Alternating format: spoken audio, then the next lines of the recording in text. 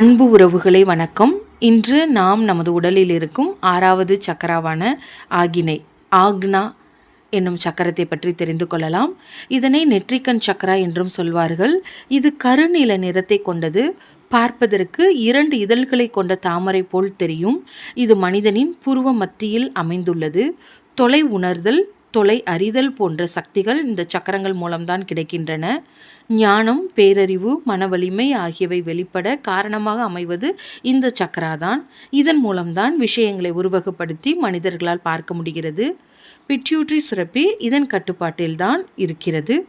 தண்டுவடம், மூளையின் கீழ்ப்பகுதி, கண்கள், மூக்கு, காதுகள் ஆகிய உறுப்புகள் இதன் கட்டுப்பாட்டில்தான் இயங்குகின்றன.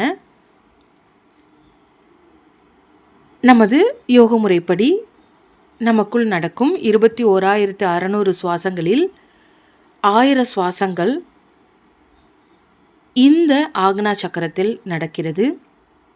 குறிப்பாக அதிகாலை 3:45 முதல் 4:53 மணிக்குள் இந்த 1000 சுவாசங்களும் இந்த ஆக்னா சக்கரத்தில் நடக்கிறது. இதை நாம் அமிர்த வேலை, பிரம்ம முகூர்த்தம், இப்படி பல பெயர்களில் இதை நம்ம அனுபவிச்சுக்கிட்டு இருக்கிறோம்.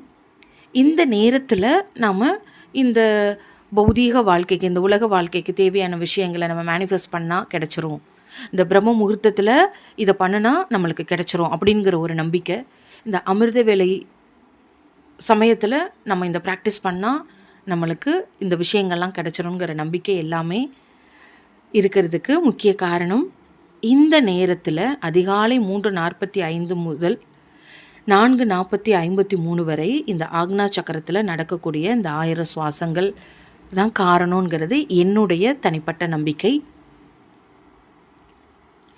நம்மளுடைய உடம்பு தொடர்பாகவும் சரி, நம்மளுடைய ஆன்மீக வாழ்க்கை தொடர்பாகவும் சரி, இவ்வளவு அற்புதமான பணிகளை செஞ்சுக்கிட்டு இருக்கிற இந்த ஆக்னா சக்கராவை AUM அப்படிங்கிற மந்திரத்தை பயன்படுத்தி இயக்கலாம்.